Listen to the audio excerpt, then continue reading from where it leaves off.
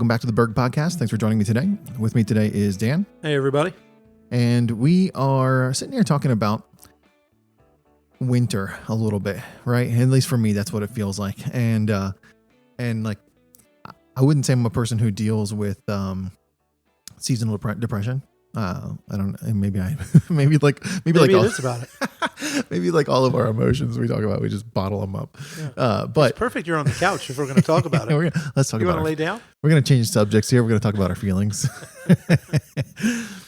Anyways, but the thought had occurred to me while we were having our conversation about just how difficult it is for our people, especially, but in the middle of winter, in the middle of kind of this tweener season where we're trying to do all of our dirt work and all of our snow work at the same time with almost the same people. You know, we try and supplement it to the extent we can, but just the real challenge of that, and how even though in our hearts and in our heads we know it, it's probably worth acknowledging.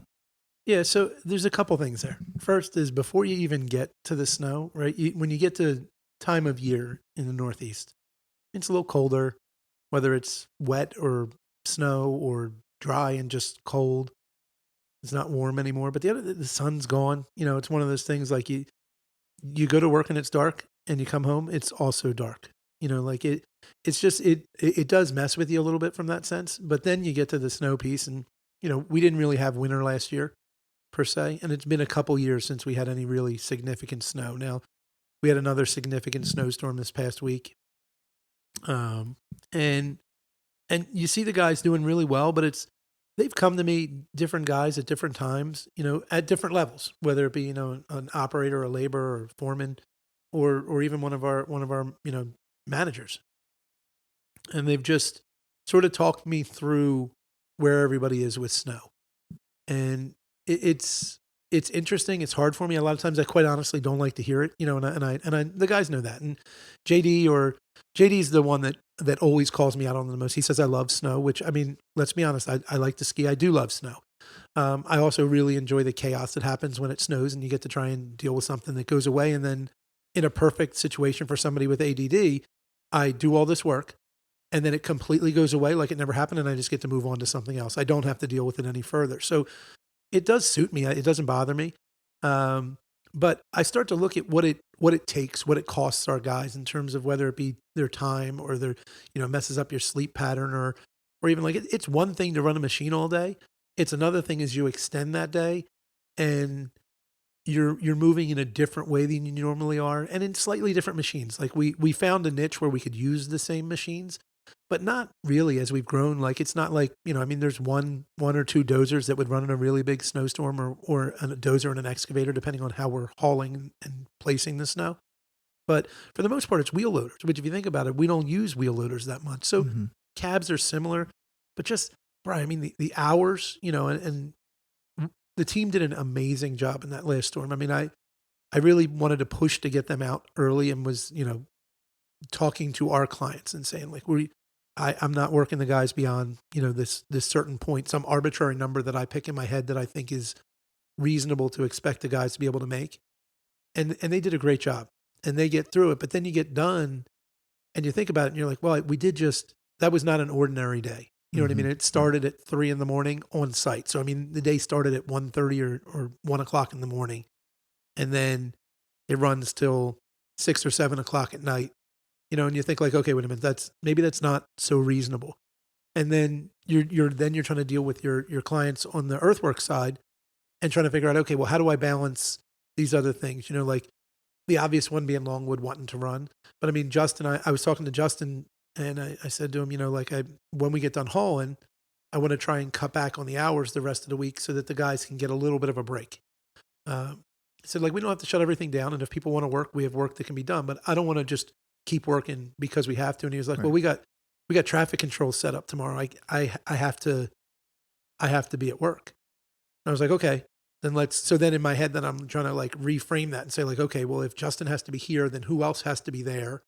You know, and I get more involved than I would be on a daily basis in terms of like personnel, where people are going. Mm-hmm. And even For me, what I find is I want to just jump in and make the decision on what we're going to do, and I did it in this event. I did it a couple times. I even apologized for calling Scott Gardner. I was like, I've called you a lot to just ask you questions that are really just leading to me wanting to make a decision when I asked you to run the job. So Mm-hmm. I'm going to stop calling you about it.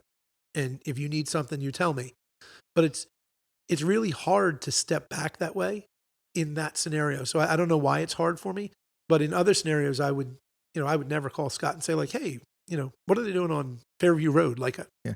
he might tell me, we would talk about it in a meeting, but I wouldn't call him to evaluate it. But on a snow site, I do it. And I think part of the reason I do it is I'm starting to acknowledge that it is um, outside the ordinary of what we do every day. And so I want to try and make sure that I can step back and look at it and try and be as fair as I can in that scenario and ask for something that is as close to reasonable as possible. And so while I want to thank the guys and the team for everything they do throughout the whole process, I also want to make sure I say, let it be heard that we are trying as a company to figure out how to do both things and how to manage it in a way that's fair and reasonable and still get the work done. Right. Because it is a part of the company that allowed us to grow initially and still supports our growth and our learning and the processes now. So it's something we want to do and that we have to do and that we're good at. But it's also something that we constantly need to evaluate how we're doing it. Is that the right machine? Is it, I think we have the right job mix. I think that we are on job sites that really suit what we want to do, where we want to do it. And the longer we stay, the more comfortable we get. But it is it is interesting. It is something, and that was a real snowstorm. We haven't had one in a while. That was a real one. I was thinking about something that you just said there, and you were talking about like your desire, almost. I think maybe is what you were saying, to like sort of like kind of just grab the storm by the horns a little bit and control it, right? And it is interesting the way we've changed, because I think like from my perspective, like it does suit your personality well, right?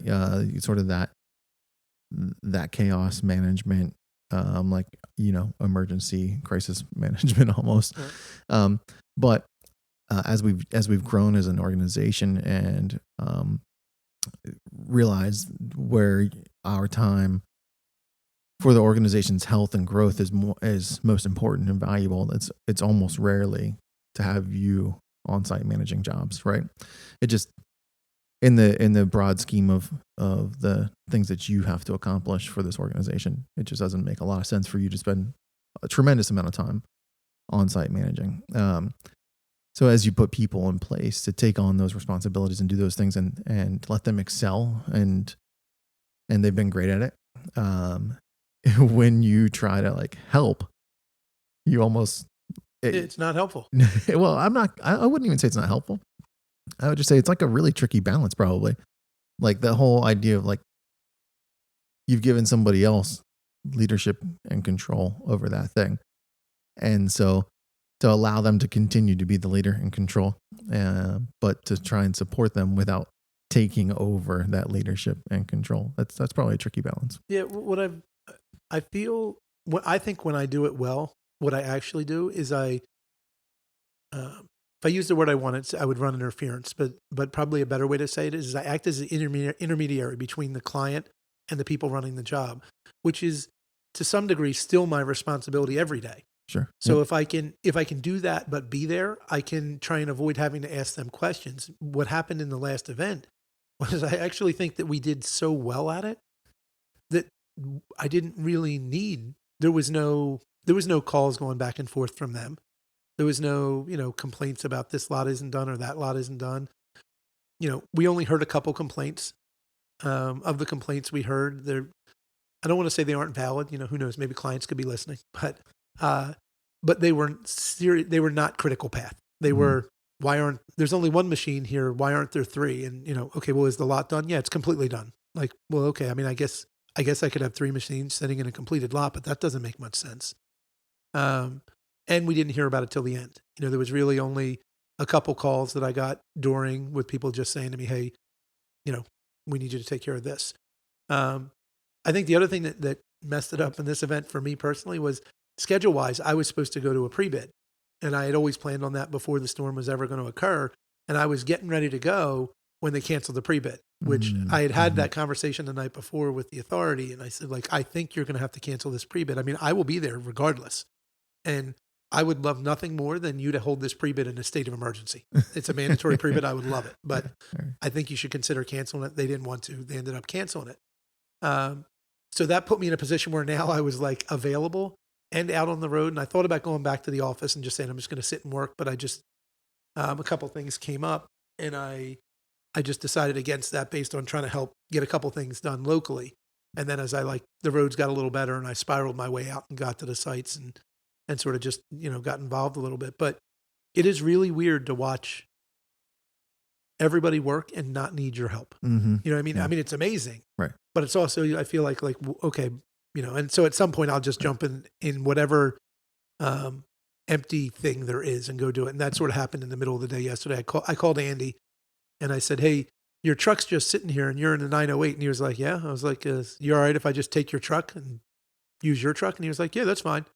And so I was running around doing different things. And then eventually he called me and was like, it's gotten really sunny. Can you get me my sunglasses? So I ran him over his sunglasses, but I just didn't want to sit there. But I also didn't want to leave. And the guys think like, well, yeah, Dan doesn't worry about snow, but he just, he's sitting at home playing with his kids and asking us to do this. So it's just one of those things. It's a weird spot for me because I want to be there for the guys, but they don't need me. Yeah.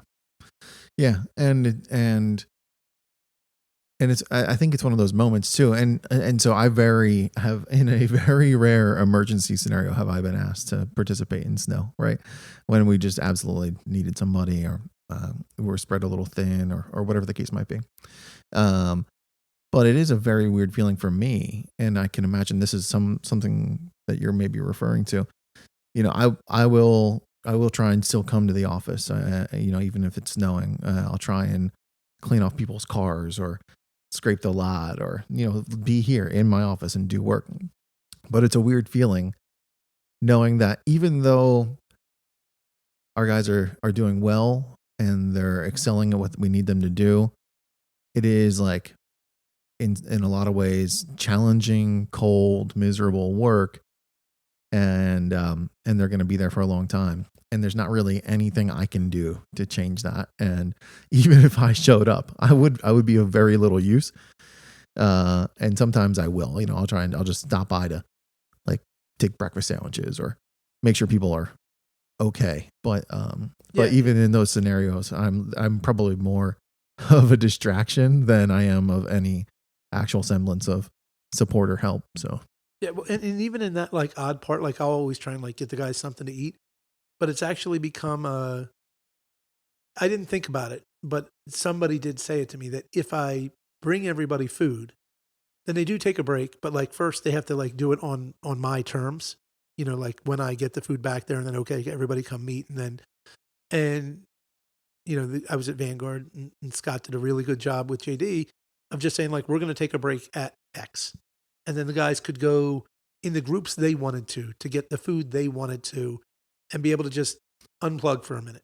Where it isn't the same as if I bring back the sandwich. I mean, it may save them $7, but it's on my terms. So It's the only break they get. And so Scott and JD did a good job of doing that with the guys, of just letting them go.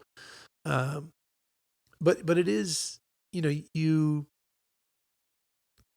you want to be productive, and that it's impacting the company in terms of it's not running normal. This isn't how we normally run. Right. And we don't see enough snow anymore that it's that way. Now, we can think back to when winter was a little different, maybe go back 7-8 years ago, and you'd be on ice watches every morning, and then the guys would, I remember when we were on a job in Phoenixville, and they would do an ice watch from 5 to 7 or 8.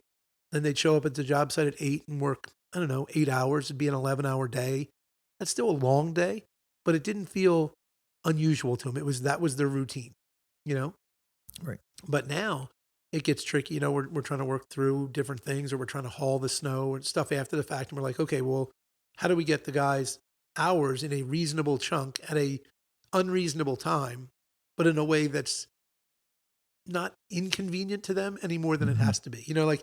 It's one of those things. And I think that's what the guy's talking to me, and I single JD out, I think, because I feel like JD like speaks for the people. Sure. Like JD Yeah. feels free enough to have a really direct conversation with me about things he doesn't like. And there's only a few guys. Brad does it to me, but Brad's so reserved that he only does it if he like gets to near some breaking point where he's going to get really upset with me. Mm-hmm. But JD will just have an open discussion, an open dialogue most of the time. And so he's one of the ones that said to me, like, you just got to realize like what we're asking him to do and be reasonable about it. Just try and, or at least acknowledge that it's not reasonable, and that's what I've tried to do lately, is to sort of look at it and say, like, I realize this isn't what we normally do. We are going to need to do it. It's not going to go great.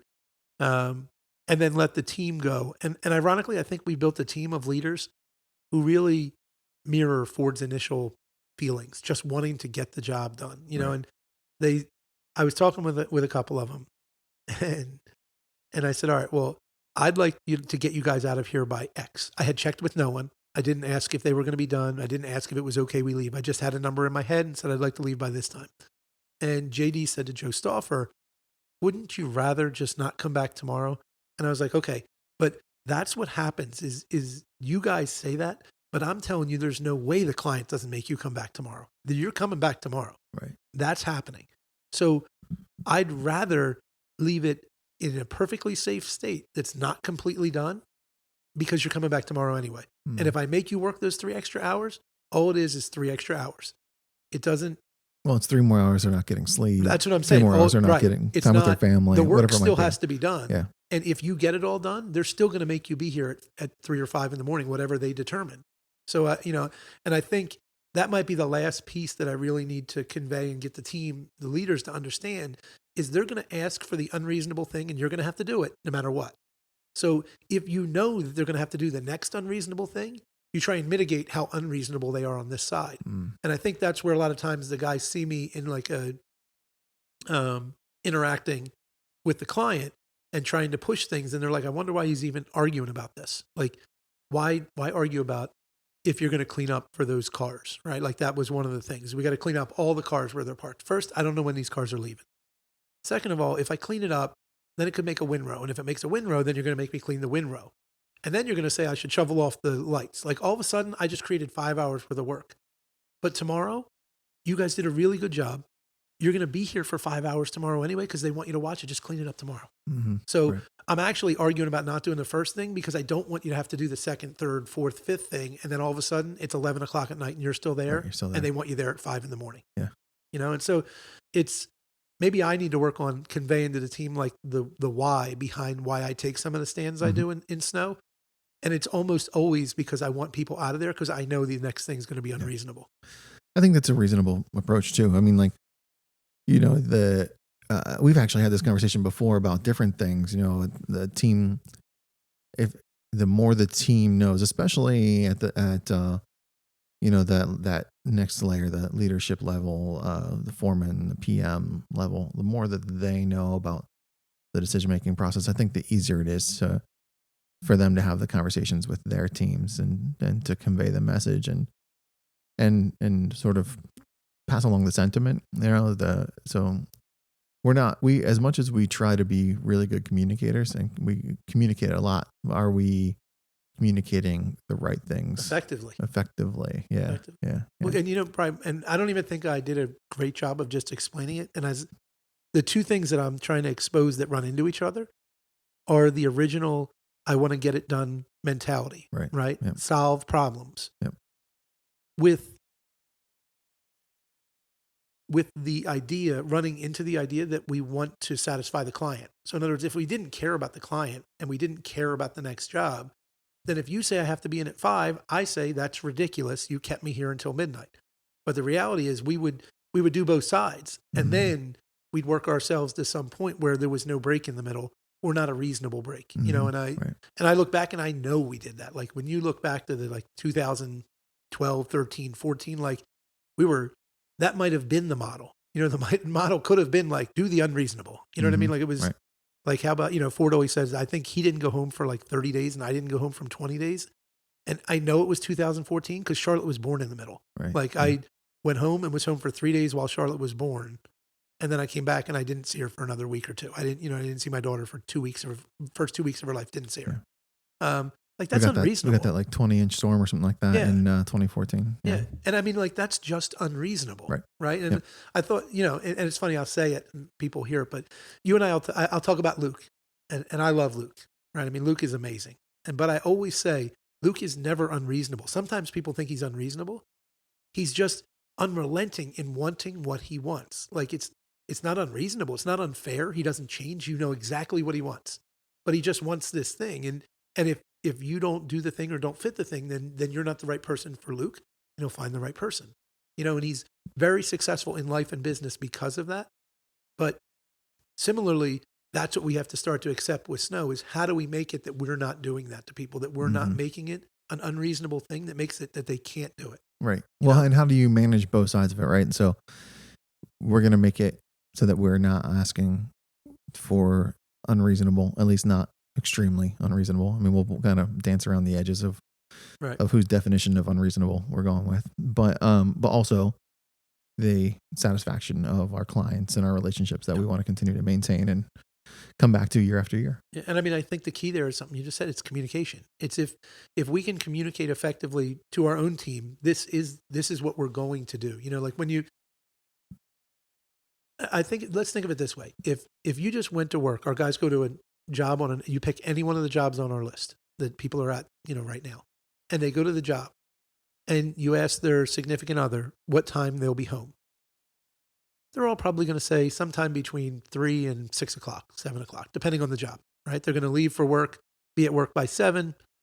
They'll be home sometime between 3 and 7, depending on weather, depending on conditions, depending on if something shuts their job down. But between 3 and 7, they're going to be home. And it's probably pretty consistent for as long as they're at that site. Yep. Right. Yeah. So it's going to be pretty consistent. Not like to the minute, not to the, But I mean, like on landfill jobs for the most part, I know that they're going to run 7 to 5. Yeah. And they're going to be home, depending on where it is, 15 to 45 minutes later, depending on where the job is. Yeah. Right. Snow, we go to it and when are you going to be home? I don't know. Right. So I think the way we can create a more unreasonable situation is if we can learn to say like, hey, we're going to go in and this is going to take us 12 or 14 hours. So plan on being here for 14 hours, and if we can then manage that expectation that how long you have to be there and you're going to go home, and then we respect that space and end up in that spot. That's hard in Snow. Right. Yeah. But as I think about it, in the very beginning, in the most unreasonable of situations, I think Ford and I did that for ourselves. Like, I think that Aaron and Tamara knew, you know what I mean? Like, we would leave and say, like, we're going to get hotel rooms and we'll be back in a few days, right? Now, that's not reasonable. I'm not asking the guys to do that. No, I understand. Yeah, but in other words, when I left, Aaron fully understood I would not come back for 3 days. Right. It wasn't. It didn't make it reasonable, but you had sort of, at least in your own relationship, set that expectation. I had set the expectation, and so maybe that's important as we go and try and be more reasonable than Ford and I were for ourselves at that point. Right. But if we can set parameters and this is what we're going to do, and that's really what I've tried to do over the last, this season with the events with the client. And it was funny. They said something to me the other day. They said, we both know that you could call plenty of people and get all the trucks you need so you could load all this stuff out. Because I had said, I can't possibly move all this snow right now. My drivers are all going to be out of hours, right? But I wanted everybody to be shut down. So their response was, well, lots of companies call the trucks and get trucks that aren't on the road and get the snow moved. And I was like, no, I just laughed. And I was like, no, I'm not going to do that. I was like, and then I dropped back to my original point, which was my guys are only going to work whatever it was, 14 to 16 hours. And then they're going home and we'll deal with it tomorrow. So I was trying to take that stand, but the client they don't really care about reasonable, right? They really all they care about is that site is as clear. It's like it didn't snow. And ironically, big storm, but the weather was, I've never seen it clear up like that. I mean, the rate at which that snow melted on the roads and dried. Yeah. I don't know that I've ever seen it dry that fast. I've seen it completely disappear on a whole site if it gets really warm or rains but I've never seen where you have, depending on which site you're talking about, somewhere from 4 to 8 inches of snow sitting on a grass and a completely visible top and side of a curb with no snow in the road. And no salt. We use salt, but not nearly to the volume we do because the temperature was so effective. Right. So, guys, the point of this was really to say, I appreciate what you do. I realize it's not what we do every day. I thank you for your efforts and appreciate it. It does the company good, and I think it does us good as employees, because it does build a camaraderie that puts everybody together. Right? We're not sitting at a residential job here and a Longwood there and a landfill there. Guys get intermixed into different groups depending on what we need, and they just go do their work, and I appreciate it. Yeah, team.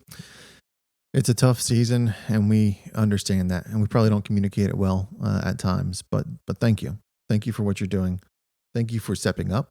Thank you for taking responsibility, and thank you for working until the job gets done. Folks, we hope you got something from this episode, and we hope you come back for another one.